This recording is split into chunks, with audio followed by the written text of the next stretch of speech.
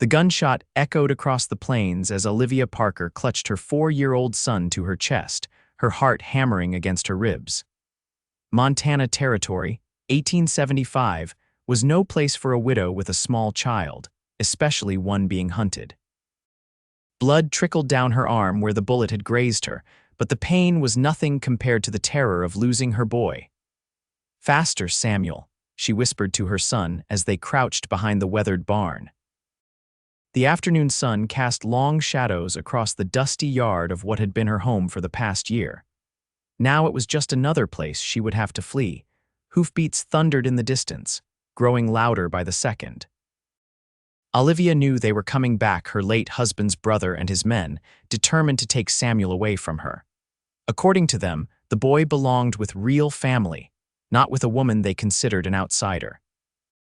What they really wanted was the land inheritance that came with guardianship of the child. "Mama, I'm scared," Samuel whimpered, his small fingers clutching her worn cotton dress. "I know, sweetheart. We need to be very quiet." Olivia smoothed his dark curls, so like his father's. "Remember what I told you. If something happens to me, you run to town and find Sheriff Davis." The sound of horses slowed to a walk. They were searching the property.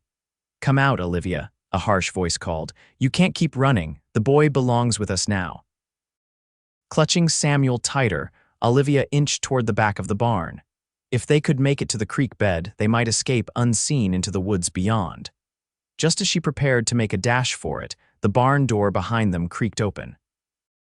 Olivia whirled around, putting her body between Samuel and the threat.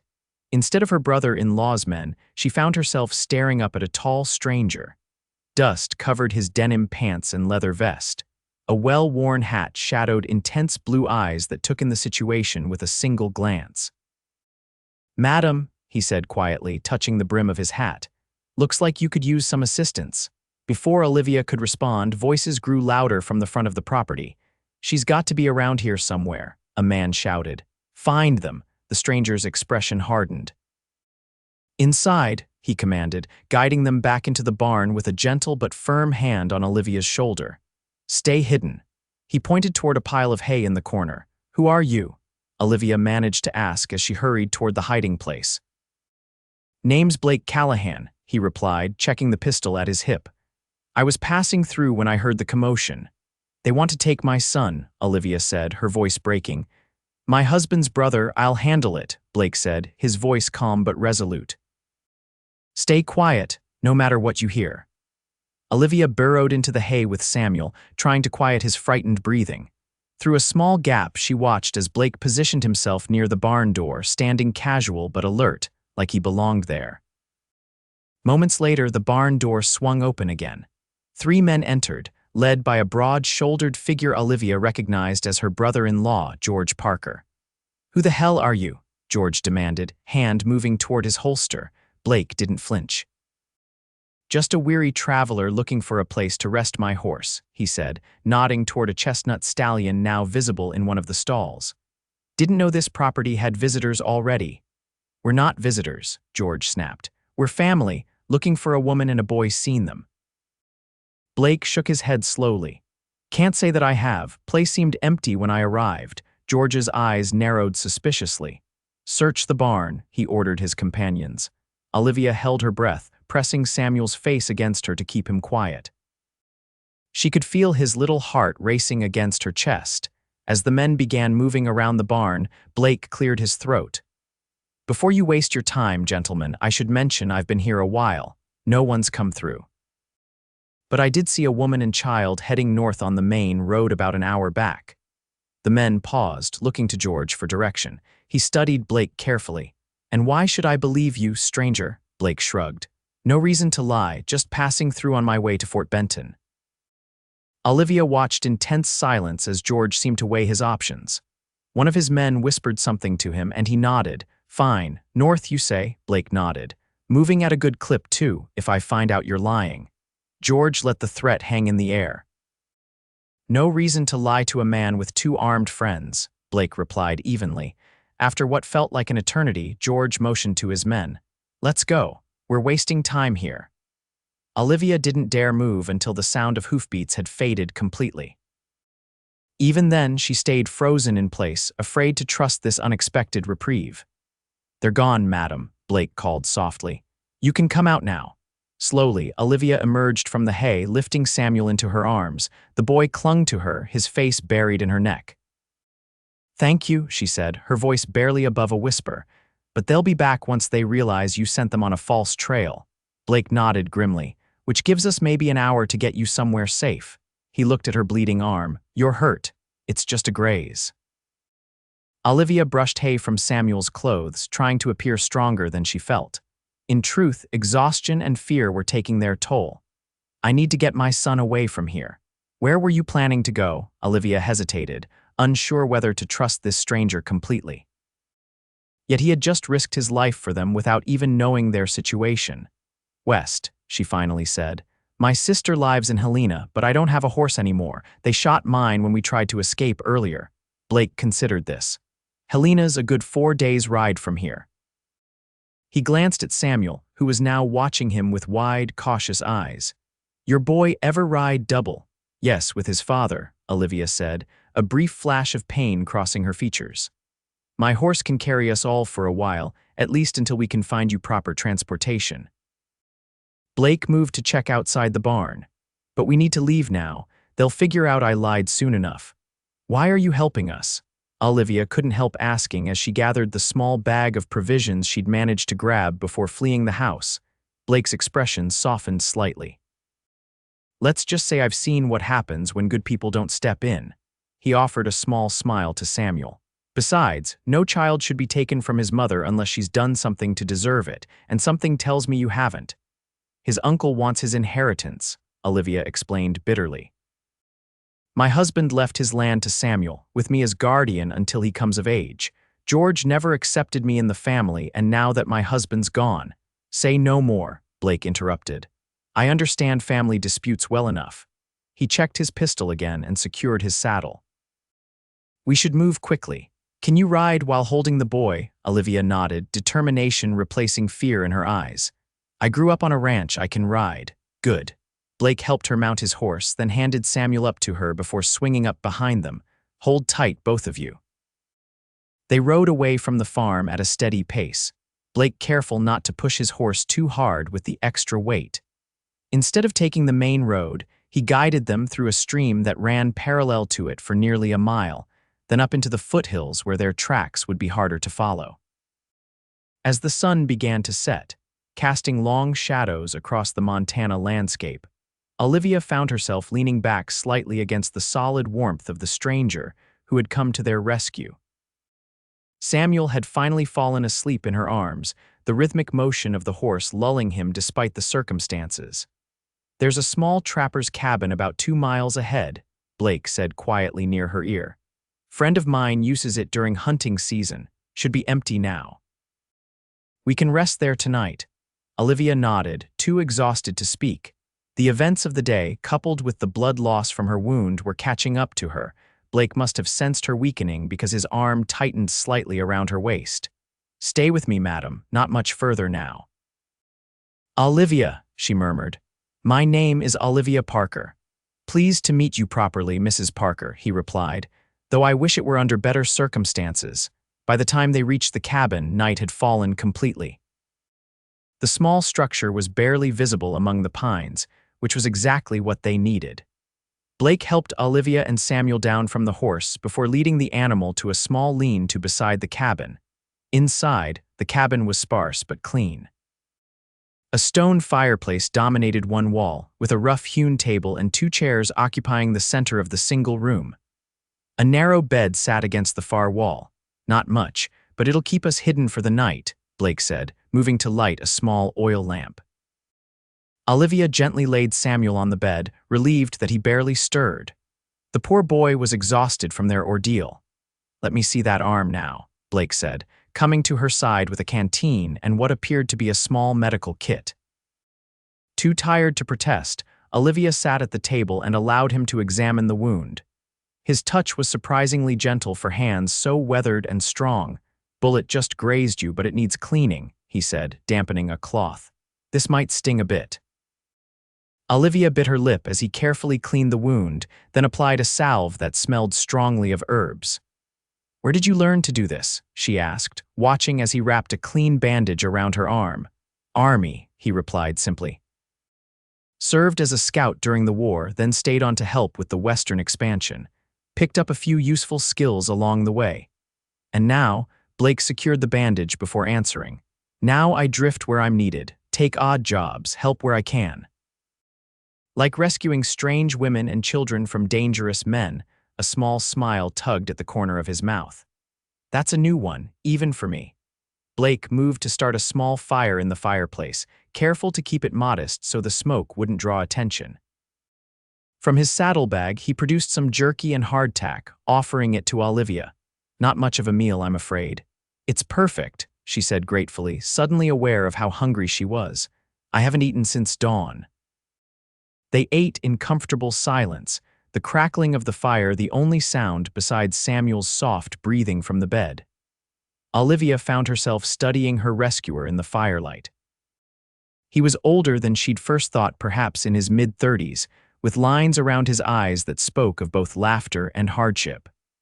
His dark hair was flecked with silver at the temples, and a scar ran along his jawline, disappearing into the stubble on his chin.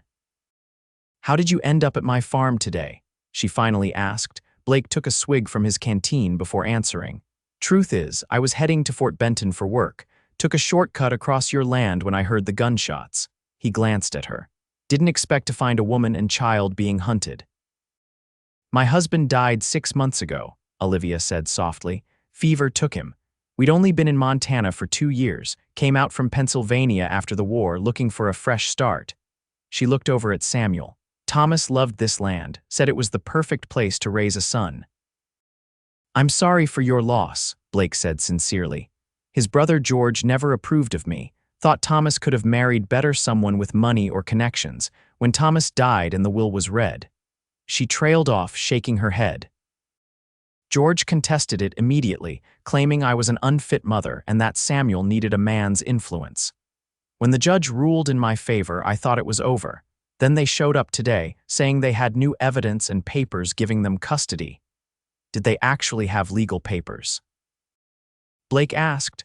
"I don't know, they waived some documents, but I knew whatever they had was either forged or obtained through lies." Olivia's hands clenched into fists. "I couldn't let them take him. Samuel is all I have left." "You did right," Blake assured her. "No mother should be separated from her child without good cause." He added another small log to the fire. "Get some rest. I'll keep watch tonight. Tomorrow we'll need to figure out how to get you both safely to Helena."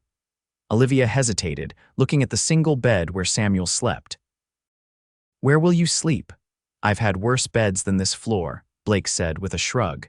"Go on, you need your strength." Gratitude washed over Olivia as she moved to join her son on the narrow bed. Despite her exhaustion, she found herself watching Blake as he settled into a chair positioned where he could see both the door and the window. "Mr. Callahan," she said softly. He glanced over. "Blake," he corrected. "Blake," she repeated. "Thank you for everything." He nodded once, his expression solemn in the flickering firelight. "Sleep now, Olivia, you're safe for tonight." For the first time since her husband's death, Olivia felt the truth in those words. They were safe, at least for now. With that thought, she curled protectively around her son and surrendered to exhaustion. Morning came too quickly, sunlight filtering through the cabin's single window. Olivia woke with a start, momentarily disoriented until she saw Samuel still sleeping beside her. The events of the previous day came rushing back, and she sat up quickly, scanning the room. Blake sat at the table, cleaning his revolver. He looked up when she stirred, offering a nod of greeting. "Any trouble during the night?" she asked quietly. "Nothing but an owl and some deer," he replied, sliding the gun back into its holster. "How's the arm?" Olivia flexed it carefully. "Sore but better, thank you." Samuel began to stir beside her, his eyes fluttering open with the innocence only a child could maintain after such danger. He looked around curiously, then up at his mother. "Mama, where are we?" "We're in a special hiding place," Olivia explained, smoothing his tousled hair. "This is Mr. Blake. He's helping us get to Aunt Margaret's house." Samuel studied Blake with serious eyes. "Did you make the bad men go away?" Blake moved to crouch at eye level with the boy. "For now," he said honestly, "and I'm going to keep helping you and your mama stay away from them." Samuel considered this, then nodded solemnly. "Papa said a man always keeps his word." "Your papa was right," Blake replied, something like respect flickering in his eyes. "And I give you my word." Olivia's heart constricted at the exchange. Samuel hadn't spoken much about his father since the funeral, and hearing him mention Thomas now brought both pain and a strange comfort. After a simple breakfast of the remaining provisions, Blake outlined his plan. "There's a small trading post about 10 miles from here. We can get supplies and maybe find you a horse. From there, we'll need to avoid the main trails to Helena." "What about the sheriff?" Olivia asked. "Shouldn't we report what happened?" Blake's expression darkened. "I've been thinking about that. If your brother-in-law showed up with papers, even forged ones, he might have the law on his side at least temporarily. Until we know for sure who we can trust, it's safer to get you to your sisters." "But that's 4 days of travel," Olivia protested. "Can we really avoid them for that long?" "We don't have much choice," Blake said grimly. "Unless—" He paused, considering something. "There might be another option. The railroad's been pushing through north of here. If we can reach the construction camp, we might be able to get you on a supply train headed west. It would be faster than riding, and they'd never think to look for you there." Hope flared in Olivia's chest. "How far to the railroad camp?" 2 days hard ride, Blake said. "But first, we need supplies and a horse for you." They set out shortly after, with Samuel riding in front of Blake and Olivia behind. The morning air was crisp, carrying the scent of pine and wildflowers. Under different circumstances, Olivia might have appreciated the beauty of the Montana wilderness stretching before them. Today, she scanned every ridge and thicket for signs of pursuit. Blake kept them moving at a steady pace, occasionally stopping to check their back trail or to let his horse rest. He was careful to keep them under tree cover when possible and to cross rocky ground that would hide their tracks. By midday, they reached a small stream where they paused to refill the canteen and rest. Samuel, recovering his childish energy, explored the stream bank under Olivia's watchful eye while Blake scouted ahead. "Look, Mama," Samuel called, pointing to a cluster of wildflowers growing near the water. "They're like the ones Papa used to bring you." Olivia smiled, her heart warming at the memory. Thomas had often brought her wildflowers, especially blue lupines, her favorite. "Yes, they are," she agreed, kneeling beside him. "Should we pick one to bring with us?" Samuel nodded eagerly, carefully selecting a perfect blue bloom. As he handed it to her, the sound of approaching footsteps made them both freeze. Relief washed over them when Blake emerged from the trees, but his expression was tense. "Riders coming," he said quietly. 3 of them following the stream. Could be coincidence, could be your brother-in-law's men.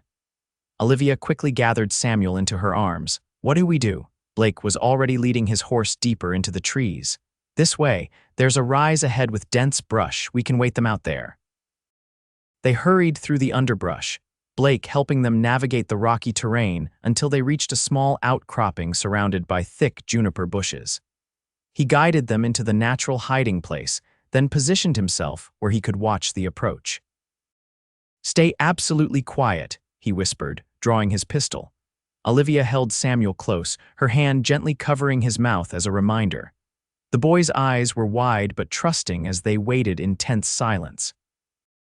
The sound of horses splashing through the stream reached them first, followed by men's voices. "Waste of time," one was saying. "They could be halfway to Canada by now."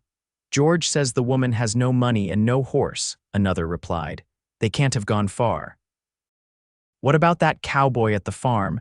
You think he was helping them? If he was, they'll both hang. George has Judge Wilson in his pocket now." Olivia stiffened at this confirmation of her fears. Blake glanced at her, his expression grim but reassuring as he placed a finger to his lips. The riders moved steadily closer to their hiding place. Through gaps in the brush, Olivia could see they weren't George's usual ranch hands but rougher men hired guns, by the look of them. The kind of men who asked no questions as long as the pay was good.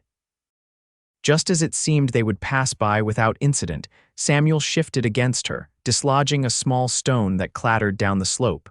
The riders immediately halted. "You hear that?" one asked. Could be an animal, another replied, but his hand moved to his holster nonetheless. The third man dismounted, drawing his gun. I'll check it out. Blake tensed, readjusting his grip on his weapon as the man approached their hiding place. Olivia held her breath, pressing Samuel's face against her shoulder to keep him quiet. The man was less than 10 feet away when a deer suddenly bounded from a thicket further down the slope, startling all three riders. Their horses shied, and the dismounted man cursed. "Just a damned deer," he muttered, holstering his weapon. "Come on, let's keep moving. George wants us to check all the homesteads between here and Fort Benton." The three riders continued on, their voices gradually fading as they moved downstream. Even after they disappeared from sight, Blake remained motionless, listening intently for several more minutes before finally relaxing. "That was too close," he said, holstering his pistol. "They're casting a wide net." "They mentioned Judge Wilson," Olivia said, her voice shaking slightly. "He's the county judge who upheld my guardianship, if George has turned him." "Then we definitely can't risk going to the local authorities," Blake finished her thought. "The railroad plan is our best option now." They waited another half hour to ensure the riders weren't doubling back before continuing their journey. Blake altered their course, heading northeast instead of directly east toward the trading post. "It's a longer route," he explained, "but less likely to cross paths with search parties." As they rode, Samuel eventually relaxed enough to ask Blake questions about his horse, his gun, and his adventures. Blake answered patiently, occasionally drawing a small smile from Olivia despite their circumstances. There was something comforting about the way he treated her son, not with condescension, but with the same straightforward respect he showed her. By late afternoon, exhaustion was setting in again. Samuel had fallen asleep against Blake's chest, and Olivia found herself struggling to stay alert. The wound in her arm had begun throbbing again, and the emotional strain of their situation weighed heavily on her. Blake noticed her flagging strength. "There's a small homestead just ahead," he said. "Belongs to an old trapper named Hodges. He's a good man, keeps to himself, but has helped me out of a tight spot before." "Can we trust him?" Olivia asked warily. "With your lives," Blake assured her, "and he might have a horse he's willing to part with." The homestead came into view as they crested a small hill, a sturdy log cabin with a corral containing several horses and a small garden patch. Smoke rose from the chimney, indicating someone was home. Blake approached cautiously nonetheless, calling out as they neared. "Hodges, it's Blake Callahan." After a moment, the cabin door opened to reveal an elderly man with a long white beard and sharp eyes that belied his age. He held a rifle casually in one hand, but upon recognizing Blake, he propped it against the doorframe. "Callahan, been a while," he called. His gaze shifted to Olivia and Samuel. "I see you've brought company. Friends in need," Blake replied, dismounting and helping Olivia down. "Mind if we come in? It's a long story." Hodges's eyes narrowed slightly as he took in Olivia's bandaged arm and exhausted appearance. "Trouble following you? I'm afraid so," Blake admitted. The old man nodded once. "Then you'd better get inside quick. Storm's brewing anyway." Inside, the cabin was surprisingly comfortable, with hand-crafted furniture and shelves lined with books unusual for a frontier trapper. A large stone fireplace provided warmth, and savory smells came from a pot hanging over the flames. "Stew's almost ready," Hodges said, gesturing for them to sit at the table. "Meanwhile, tell me what sort of hornet's nest you've stirred up this time, Callahan." Blake explained their situation while Hodges listened silently, occasionally glancing at Olivia and the still sleeping Samuel. When Blake finished, the old man stroked his beard thoughtfully. "George Parker," he mused. "Don't know him personally, but I've heard talk. Has connections with some of the mining interests trying to buy up land around here." He looked at Olivia. "Your husband's land valuable. There's water rights," Olivia replied. "And Thomas always believed there might be copper deposits in the north section. He was saving to have it surveyed properly." Hodges nodded. "That'd explain the interest. Copper's bringing good money these days." He turned back to Blake. "Your railroad plans sound, but you'll never make it with just one horse and the boy to consider." "I was hoping you might have a mount to spare," Blake said. The old man chuckled. "More than that, I've got a wagon you can use, less conspicuous than a woman on horseback and faster with the boy along. He rose from the table. But first, food and rest. You all look dead on your feet, especially the lady. Olivia wanted to protest that they should keep moving, but exhaustion overwhelmed her. After a hearty meal of venison stew and cornbread, Hodges showed them to a small loft where pallets had been prepared. Used to be my son's sleeping quarters years ago, he explained. They're both gone now, one to California, one to the grave in the war, but I keep it ready for visitors. Thank you, Olivia said sincerely. We can't repay your kindness. Hodges waved away her gratitude. World's hard enough without turning away folks in need. Get some rest. I'll keep watch with Blake. As darkness fell, a storm rolled in as Hodges had predicted. Rain pounded on the cabin roof while thunder rumbled in the distance. Samuel, now awake after his earlier nap, watched the lightning through the small loft window with fascination rather than fear. Papa said thunder is just the angels moving furniture. He told Hodges solemnly when they had gathered back downstairs for a light supper. The old man's weathered face softened. Your papa sounds like a wise man. He was the best, Samuel said, a hint of sadness entering his young voice. But he had to go to heaven. An uncomfortable silence fell, broken only by the crackling of the fire and the storm outside. Olivia reached over to squeeze her son's hand, her throat too tight for words. Blake cleared his throat gently. My pa used to say that good men never really leave us, he said to Samuel. They just watch over us from somewhere we can't see them. Samuel considered this, then nodded. Like how you're watching over us now. Blake's expression held something Olivia couldn't quite identify, perhaps surprise or a deeper emotion. Something like that, he agreed quietly.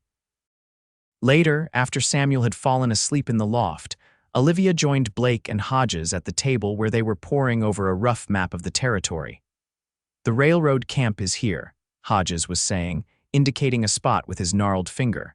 About 30 miles northeast. If you take the wagon, you can stick to this old logging road most of the way. It's not well traveled these days.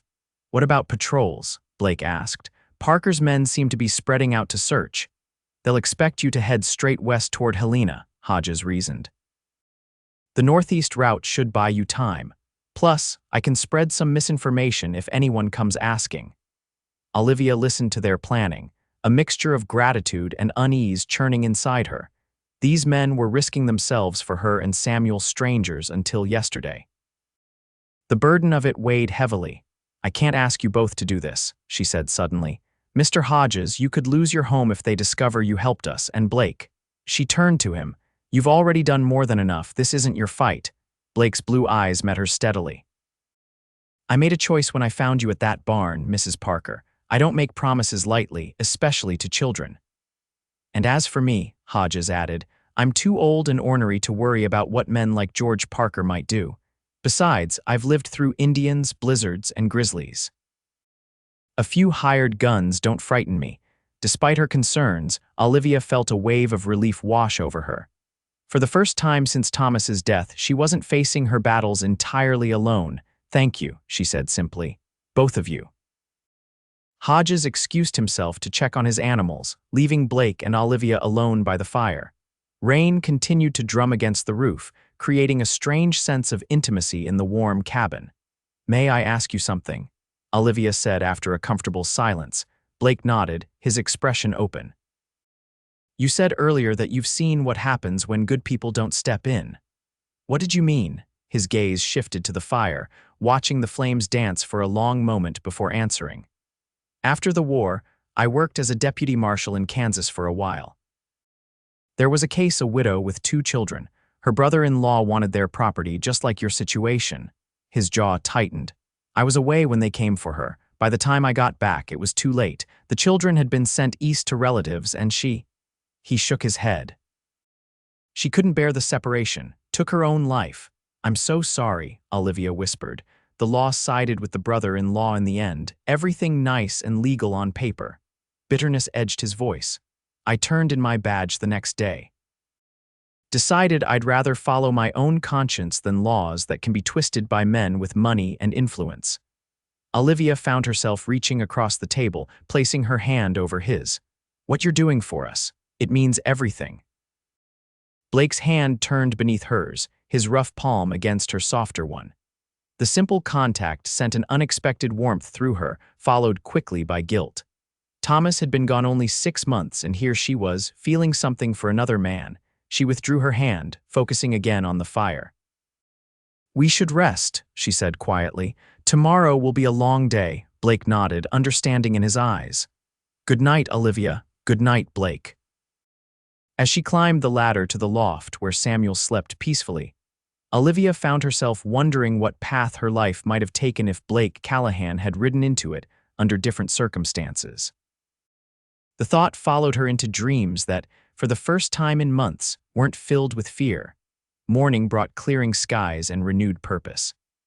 Hodges had the wagon ready before dawn, a sturdy farm wagon with a canvas cover, loaded with supplies and pulled by 2 reliable-looking draft horses. "Not fast, but steady," he explained as Blake inspected the rig. "And I've hidden a shotgun under the seat, just in case." Olivia dressed Samuel in clean clothes Hodges had found leftover from his grandchildren's visits, he explained. The boy was excited about the wagon journey, his natural resilience allowing him to treat it as an adventure rather than an escape. "Will we see buffalo?"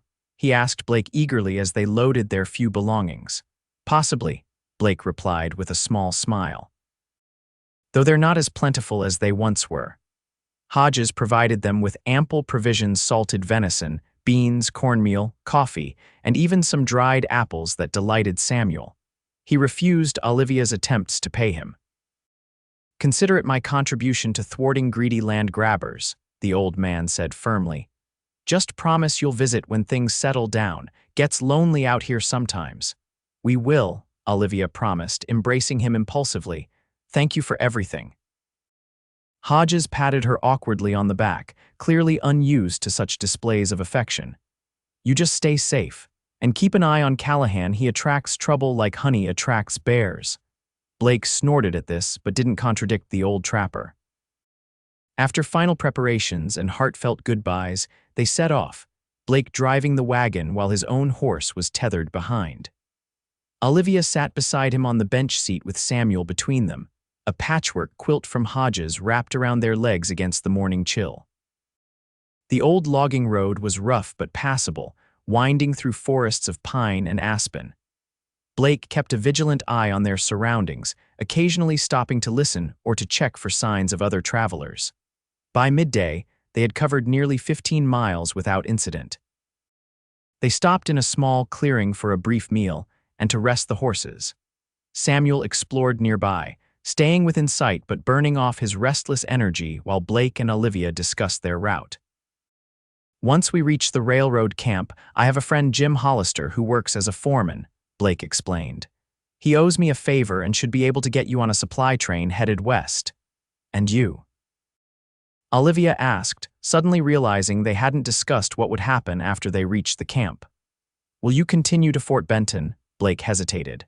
"I thought I might accompany you to Helena if that's agreeable. Make sure you reach your sister safely." Relief flooded through her.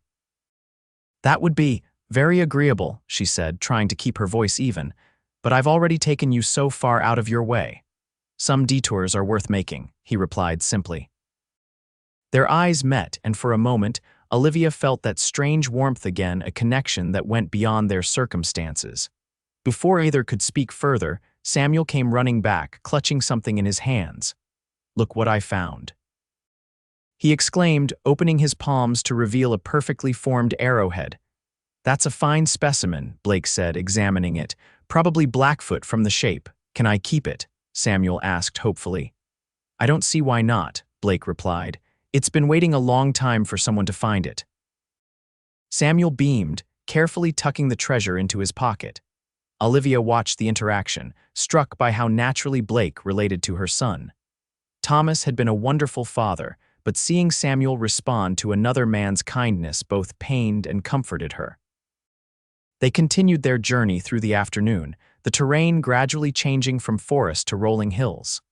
The wagon creaked and swayed over the uneven ground, lulling Samuel into a nap against Olivia's side. "He's a fine boy," Blake commented, glancing at the sleeping child. "Strong spirit." Like his father, Olivia said softly, Thomas was gentle but determined. Once he set his mind to something, nothing could dissuade him. She smiled at the memory. That's how he convinced me to marry him despite my father's objections. Your father didn't approve. He thought Thomas's dreams of heading west were foolish, wanted me to marry a banker's son instead, someone established and practical. Olivia stroked Samuel's hair. But Thomas promised me adventures and a home filled with love. He delivered on both. And now, Blake asked carefully. Do you regret following him west? Olivia considered the question. No, she said finally. Even with everything that's happened, I can't regret the life we built, however brief. Samuel was born here under Montana skies. This is his home. Blake nodded, understanding in his eyes. They rode in comfortable silence for a while, each lost in their own thoughts as the sun began its descent toward the western horizon. The attack came without warning. One moment they were traveling peacefully. The next, the crack of a rifle shot split the air. One of the draft horses screamed in pain as the bullet found its mark, causing the wagon to lurch violently. Samuel woke with a cry of fear as Blake fought to control the remaining horse. Get down. Blake shouted, pushing Olivia and Samuel toward the floor of the wagon as another shot whistled past from the ridge above the road. 3 riders appeared, weapons drawn. Even at a distance, Olivia recognized George Parker among them. They found us, she gasped, clutching Samuel protectively. Blake had already retrieved the shotgun from beneath the seat. Stay down, he ordered, bringing the wagon to a halt as the wounded horse collapsed in its traces. In one fluid motion, he leapt from the wagon, using it as cover as he aimed at the approaching riders. That's far enough, Parker. He called out, his voice carrying across the distance. The riders slowed but didn't stop completely. George urged his horse forward a few more paces. Hand over the boy, Callahan, he shouted. This doesn't concern you. When you start shooting at women and children, it becomes my concern, Blake replied steadily, the shotgun never wavering. George laughed harshly. 1 man against 3. Those aren't odds I'd bet on. From her position inside the wagon, Olivia could see Blake's jaw tighten. She knew George was right, they were outnumbered and exposed. Without thinking, she reached for her husband's pistol, which she had kept in her bag since fleeing the farm. Samuel, stay here and don't move, she whispered, pressing a kiss to his forehead. No matter what happens, stay hidden. Terror filled the boy's eyes, but he nodded bravely. Olivia squeezed his hand once before moving to the back of the wagon, pistol in hand. Through a gap in the canvas, she could see the standoff continuing. I have legal papers giving me custody of my nephew, George was saying, producing a document from his coat. Signed by Judge Wilson himself, the boy belongs with his father's family. And his mother, Blake demanded. What happens to her? George's expression hardened. She forfeited any claim when she fled with the child. The judge has declared her unfit. Olivia's blood boiled at the lies. Taking a deep breath, she slipped out the back of the wagon, keeping low and using the terrain for cover as she circled around to the side. If she could create a crossfire, perhaps Blake would have a chance. The boy stays with his mother, Blake was saying, his tone leaving no room for negotiation. Turn around and ride away, Parker. This is your only warning. George signaled to his companions, who began spreading out to flank the wagon. I'm leaving with my nephew one way or another. Olivia reached a position behind a large boulder about 40 yards from the wagon. Her hands trembled as she raised the pistol, aiming at the rider closest to her, not George, but one of his hired guns. Thomas had taught her to shoot years ago, but she had never fired at a human being before. The sound of her shot cracked across the clearing, surprising everyone. The bullet missed its intended target, but struck the man's horse in the flank. The animal reared in pain, throwing its rider before bolting. Blake seized the momentary confusion to fire the shotgun, forcing George and his remaining man to retreat. A furious exchange of gunfire followed, with Olivia firing twice more from her position. Olivia, get back to the wagon, Blake shouted, spotting her vulnerable position. Before she could move, the dismounted gunman spotted her and charged, firing wildly in her direction. Olivia ducked behind the boulder, heart pounding as bullets chipped away at her cover. Blake vaulted over the wagon's seat, running in a crouch toward her position. He fired the last barrel of the shotgun, forcing the gunman to dive for cover, then drew his revolver as he reached Olivia. "Are you hit?" he demanded, checking her quickly for injuries. "No, I'm fine," she gasped. "But Samuel, stay here," Blake ordered, pressing his spare revolver into her hand. "Use this if they get close. I'm going back for Samuel." Without waiting for her response, he darted away, using the uneven terrain for cover as he made his way back toward the wagon. Olivia watched in terror as George Parker, seeing Blake's movement, directed his remaining hired gun to circle around toward the wagon from the opposite direction. "Blake, behind you," she cried, but her warning was lost in the sound of more gunfire. To her horror, she saw Samuel's small face appear at the wagon's opening, frightened by the shooting and looking for his mother. George spotted him at the same moment. "There he is," George shouted to his man. "Get the boy," abandoning caution, Olivia broke from her cover, running toward the wagon. "Samuel, get down," she screamed. Time seemed to slow as multiple events unfolded at once. George's hired gun reached the wagon first, grabbing for Samuel. Blake arrived seconds later, tackling the man away from the child. They crashed to the ground in a violent struggle. Meanwhile, George himself had dismounted and was approaching the wagon from the other side, pistol drawn. Olivia reached the wagon just as George appeared around the corner, his gun leveled at her chest. "It's over, Olivia," he said coldly. "Step aside." "Never," she replied, raising Blake's revolver with steady hands. "Don't let them take my son," she cried out, though whether to Blake or to the heavens she wasn't sure. George's face twisted with rage. "He's not yours to keep." Before either could fire, a gunshot rang out from behind Olivia. George's expression changed from anger to surprise as a red stain blossomed on his chest. He staggered back a step, then crumpled to the ground. Olivia whirled to see Blake standing a few yards away, his revolver still aimed at where George had stood. Behind him lay the motionless form of the hired gun. For a long moment, no one moved. The only sounds were the wind through the grass and Samuel's frightened whimpers from inside the wagon. Then Blake lowered his weapon, moving quickly to Olivia's side. "Are you hurt?" he asked urgently, his free hand gently grasping her shoulder. She shook her head, unable to speak as the reality of what had just happened washed over her. Blake's gaze moved to George's fallen form. "Check on Samuel," he said quietly. "I'll make sure it's over." Olivia hurried to the wagon, gathering her trembling son into her arms. "It's all right," she whispered against his hair. "It's over now, we're safe." Samuel clung to her, his small body shaking with sobs. "I was scared," he hiccuped. "I heard the loud noises and you were gone." "I know, sweetheart, I'm so sorry." Olivia rocked him gently. "But we're together now and Mr. Blake protected us."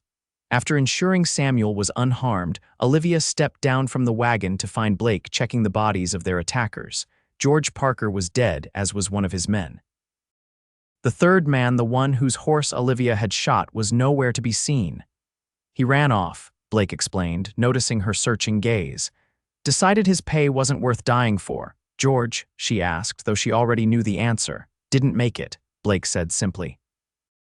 There was no satisfaction in his voice, only grim finality.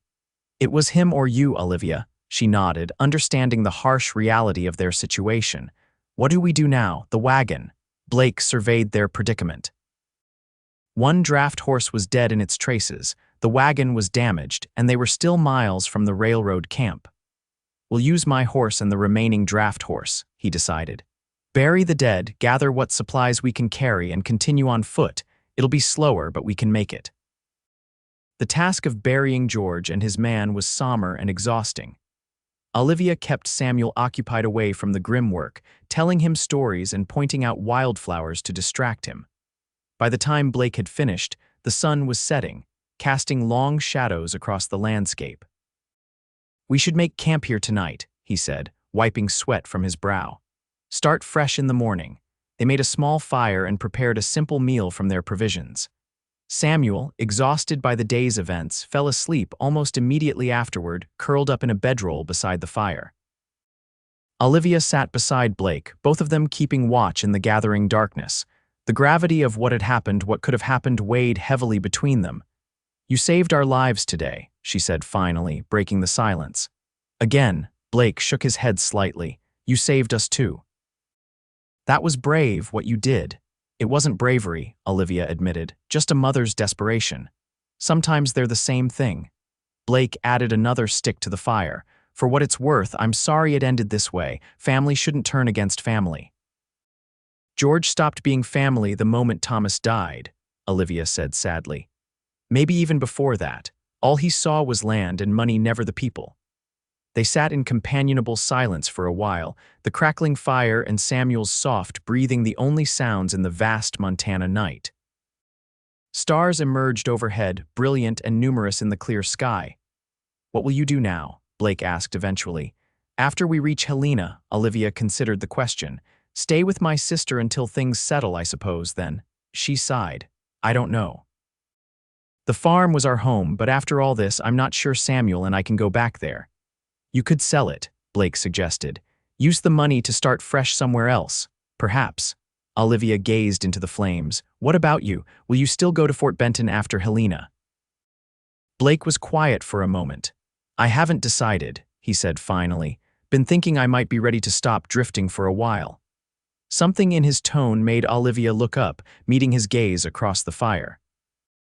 There was a question in his eyes one he wasn't quite ready to ask, and she wasn't quite ready to answer. But it was there nonetheless, a possibility neither had anticipated when fate brought them together.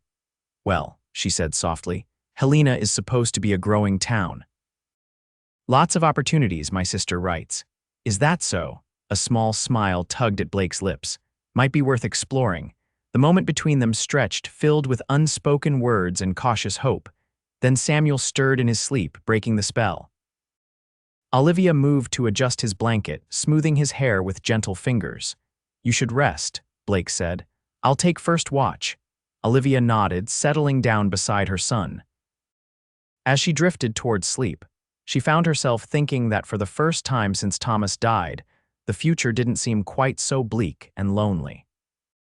The journey to the railroad camp took another full day, traveling mostly on foot with the horses carrying their supplies and occasionally Samuel when he tired. Blake kept them moving at a steady pace, alert for any sign of the escaped gunman or other threats, but they encountered no one. By late afternoon of the following day, they heard the distant sounds of construction, the rhythmic pounding of hammers, shouts of workers, and the occasional whistle of a steam engine.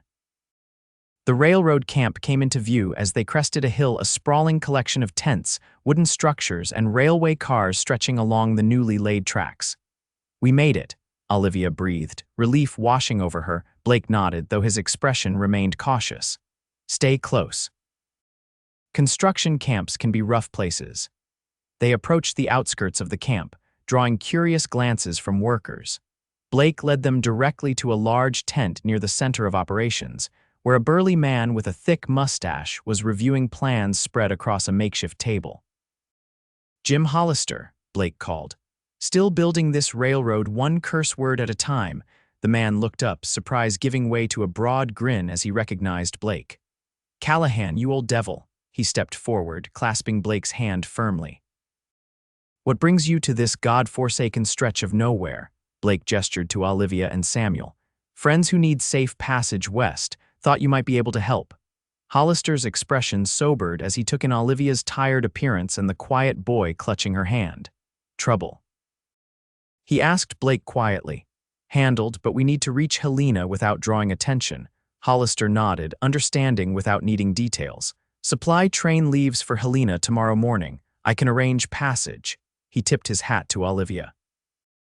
Madam, you and your boy are welcome to my quarters for the night. Nothing fancy, but there's a real bed and privacy. Thank you, Olivia said gratefully. Your kindness means more than I can express. While Hollister made arrangements, Blake settled their horses and gathered their remaining supplies. The camp cook provided a hot meal, the first they'd had since leaving Hodges' cabin, and by nightfall, Olivia found herself in Hollister's private quarters, a small but comfortable space at the end of a converted railway car. Samuel, exhausted from their journey, fell asleep almost immediately on the narrow bed. Olivia sat beside him, gently stroking his hair as she had done every night since he was born. The peaceful rise and fall of his chest brought tears to her eyes, tears of relief, gratitude, and lingering fear of how close they had come to being separated forever. A soft knock on the door roused her from her thoughts. She opened it to find Blake standing outside, his hat in his hands. "Just checking that you're settled," he said quietly, careful not to wake Samuel. "We are, thank you." Olivia stepped outside, closing the door partway to speak with him. "Mr. Hollister has been very kind. Jim's a good man, rough around the edges, but his heart's in the right place." Blake hesitated. "The supply train leaves at dawn. He's arranged a private car for you, used to be an office but has been converted for passengers. You'll reach Helena by tomorrow evening." Olivia nodded, suddenly aware that their journey together was nearing its end. The thought brought an unexpected ache. "Will you be joining us?" she asked, trying to keep her voice casual. Blake glanced away briefly. "I thought I might," he said, "if that's agreeable to you." "Very agreeable," Olivia replied softly. Their eyes met, and that now familiar warmth spread through her again, stronger than before. Blake took a small step closer. "Olivia, I know it's too soon, perhaps. Your husband hasn't been gone long, and you've just been through a terrible ordeal." "Blake," she interrupted gently. "These past days have shown me that life is unpredictable and often too short. Thomas would want Samuel and me to be happy, to be protected." She took a deep breath. "I don't know what the future holds, but I'd like to find out, with you nearby." The relief and hope that crossed his face made her heart flutter. Blake reached out slowly, his calloused hand cupping her cheek with surprising tenderness. "I can't offer much," he said honestly. "I've been a drifter most of my life. But I promise you this: as long as you and Samuel want me around, I'll be there. No one will harm either of you while I draw breath." Olivia leaned into his touch, closing her eyes briefly. "That's more than enough," she whispered. The moment stretched between them, fragile and new. Then Blake leaned forward, pressing his lips gently to her forehead in a gesture that was both respectful and intimate. "Get some rest," he said, stepping back reluctantly. "Dawn comes early. Good night, Blake." As she closed the door and returned to Samuel's side, Olivia felt something she hadn't experienced in months: hope. Whatever tomorrow brought, they wouldn't face it alone. The supply train departed at first light, chugging westward along the newly laid tracks. Olivia and Samuel settled into the converted office car, which Hollister had thoughtfully equipped with comfortable seating, blankets, and a basket of provisions for their journey. Blake divided his time between their car and the caboose, where he spoke with the train crew and kept watch for any signs of pursuit. Samuel was fascinated by the train, pressing his face against the window to watch the Montana landscape roll by. The terror of the previous days seemed to fade in the face of this new adventure, his resilient spirit asserting itself once more. "Will we live with Aunt Margaret forever?" he asked Olivia as they shared a lunch of bread, cheese, and dried fruit. "For a little while," she answered carefully. "Until we decide what comes next," Samuel nodded, considering this. "Will Mr. Blake live with us too?" The innocent question caught Olivia off guard. "Mr. Blake is helping us get to Helena safely," she explained. "After that, well, we'll have to see." "I hope he stays," Samuel said decisively. "He keeps us safe, like Papa said a man should do." Olivia's heart constricted at the simple wisdom in her son's words. "Yes," she agreed softly. "He does." By late afternoon, the train began its approach to Helena.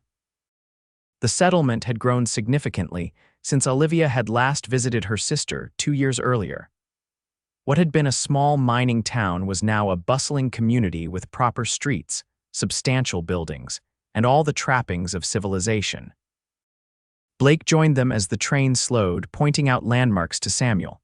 "That's Last Chance Gulch," he explained, indicating a ravine where mining operations were visible.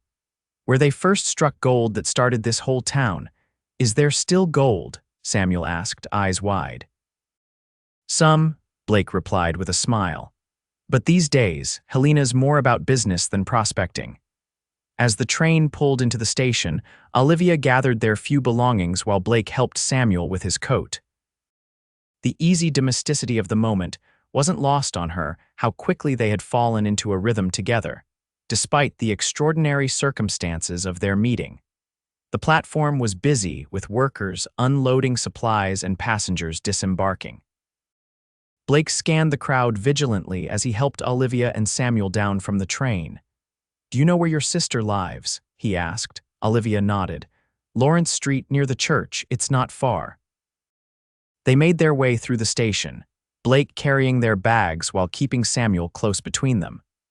The streets of Helena were filled with the diverse population typical of Western towns: miners, businessmen, families, and the occasional cowboy passing through. Margaret's house was a tidy two-story structure with a small front garden, evidence of her husband's success in the mercantile business. Olivia paused at the gate, suddenly nervous about arriving unannounced with a virtual stranger in tow. "Perhaps I should go ahead," she suggested to Blake. "Explain the situation to my sister first." Blake nodded, understanding. "Samuel and I can wait here," he offered. But before Olivia could move toward the house, the front door opened and a woman who resembled Olivia, though slightly older, appeared on the porch. She froze at the sight of them, then let out a cry of surprise. "Olivia, Samuel!" Margaret hurried down the steps. "What on earth?" The sisters embraced while Samuel attached himself to his aunt's skirts. Margaret held Olivia at arm's length, examining her with concern. "You're thin as a rail, and that arm is that a bandage. What's happened?" Her gaze shifted to Blake, standing respectfully a few paces back. "And who is this gentleman?" "Margaret, this is Blake Callahan," Olivia said, gesturing him forward.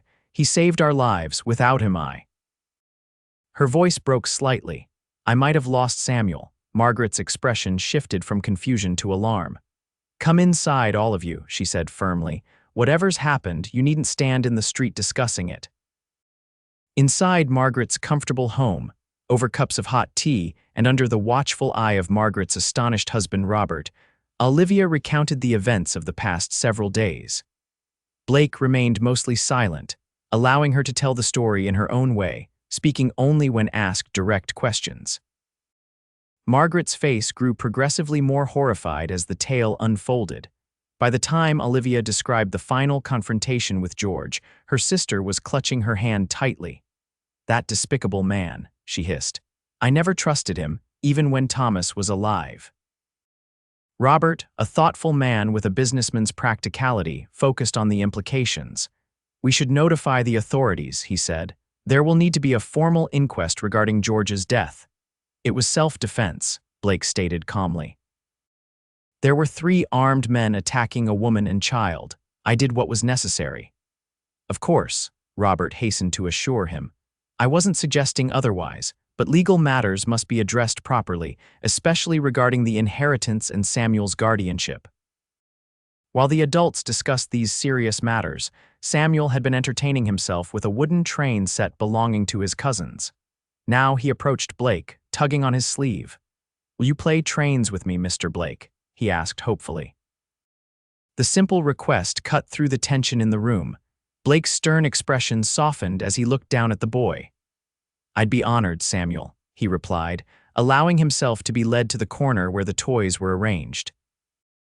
Olivia watched them go, a lump forming in her throat at the gentle way Blake crouched beside her son, listening seriously to his explanation of how the toy trains worked. Margaret followed her gaze, a knowing look crossing her features. "He seems like a good man," she said quietly.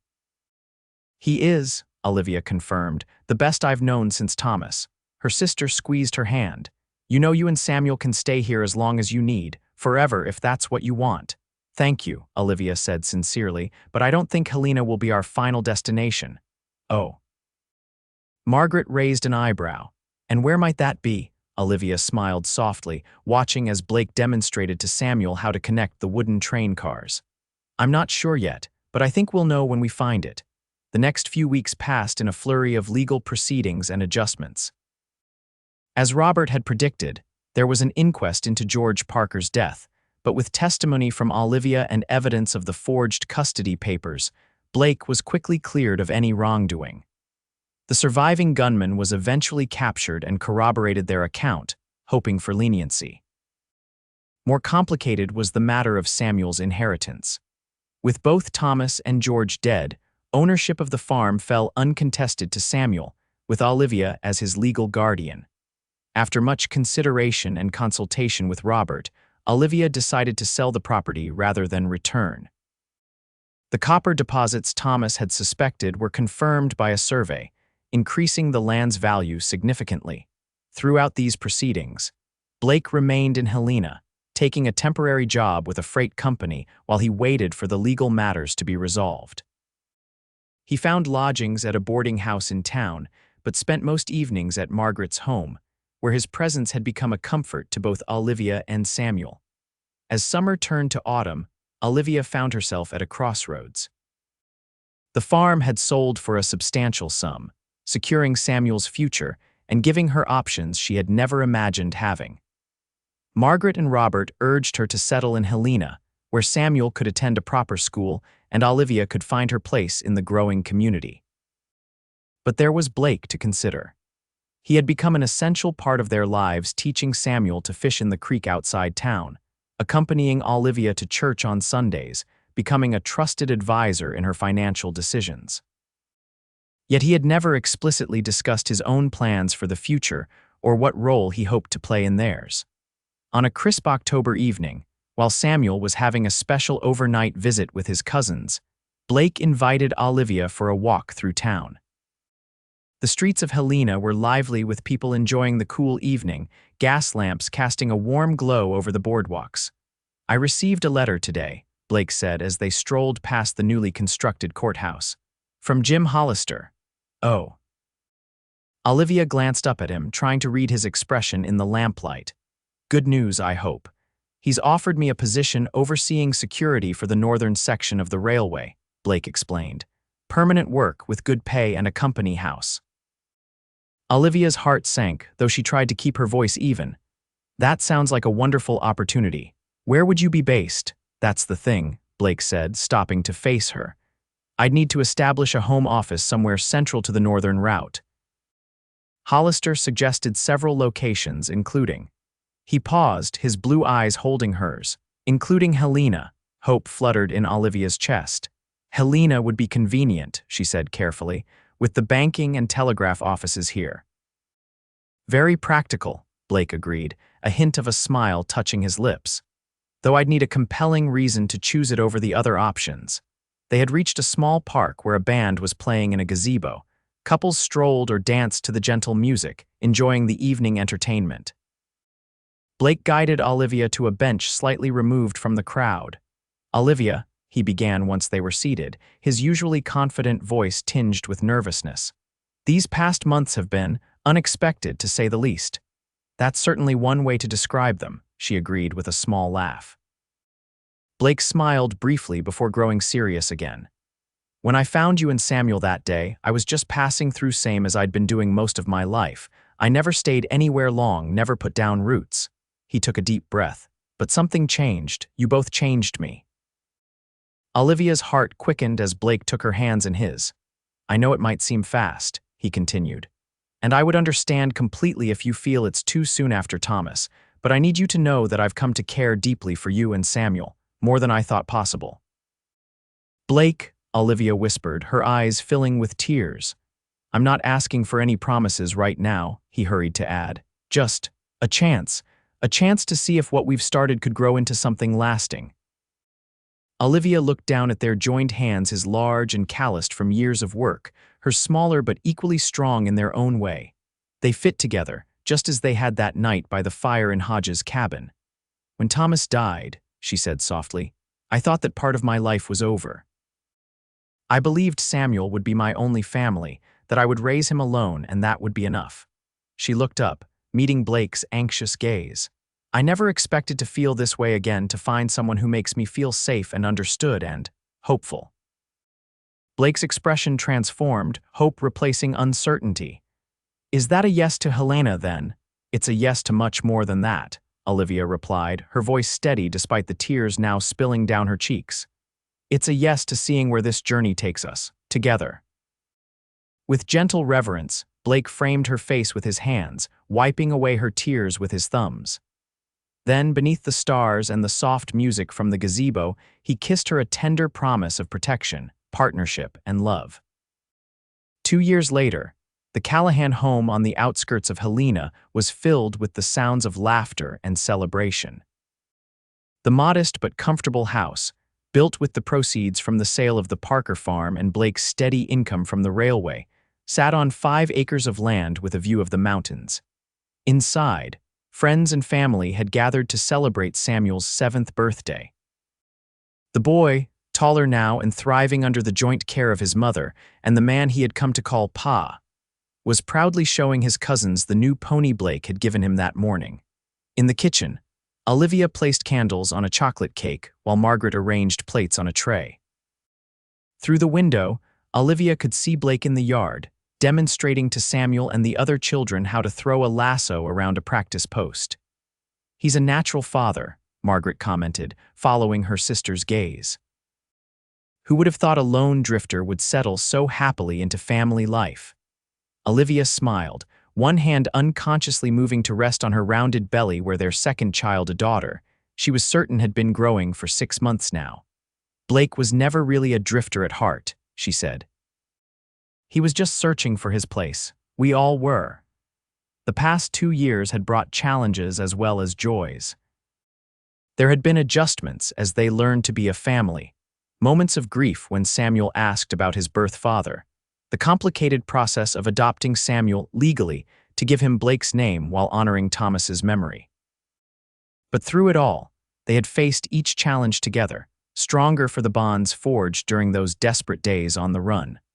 Old man Hodges had come to visit twice, delighting Samuel with trapping stories and presenting Blake and Olivia with an elaborately carved cradle for the new baby. Jim Hollister was a regular guest, having become Samuel's honorary uncle and Blake's closest friend. As Olivia carried the cake toward the dining room, Blake entered from the yard, his expression brightening at the sight of her. "Need a hand with that, Mrs. Callahan?"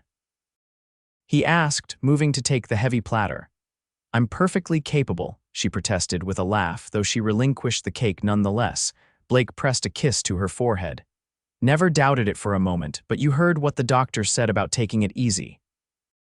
"The doctor doesn't have a house full of birthday guests," Olivia retorted, though there was no real annoyance in her tone. Blake's protectiveness, once established during their harrowing escape, had never waned, though he had learned to balance it with respect for her independence. Samuel burst into the house, followed by his small crowd of friends. "Is it cake time, Ma?" he asked eagerly. "It certainly is," Olivia confirmed, ruffling his hair. "Go wash up, all of you." As the children raced to comply, Blake slipped an arm around Olivia's waist, his hand resting protectively over her growing belly. "Happy?" he asked quietly, a question he still posed occasionally, as if to reassure himself that the life they had built together was real. Olivia turned in his embrace, rising on tiptoes to kiss him properly. "Completely," she answered truthfully. "And you," Blake's smile, the one reserved only for her and Samuel, spread across his face. "More than I ever thought possible." Later that night, after the guests had departed and Samuel had finally fallen asleep, surrounded by his new toys, Olivia stood on the porch watching the stars emerge over the Montana landscape. Blake joined her, wrapping a blanket around her shoulders against the autumn chill. "I was thinking," he said, pulling her gently against his chest, "about the day we met." "A rather dramatic introduction," Olivia mused, leaning into his warmth. "I keep wondering what would have happened if I'd taken a different route that day," Blake admitted, "if I hadn't heard those gunshots." Olivia turned to face him, her expression serious. "But you did hear them, and you chose to help rather than ride away." She placed her hand against his cheek. "That choice changed everything." Blake covered her hand with his own. "Best decision I ever made," he said simply. As they stood together under the vast Montana sky, Olivia reflected on the journey that had brought them here, from a desperate plea for protection to a love that had healed them both. Life on the frontier would always carry its challenges and dangers, but she knew with absolute certainty that whatever came next, they would face it as they had faced everything since that fateful day together.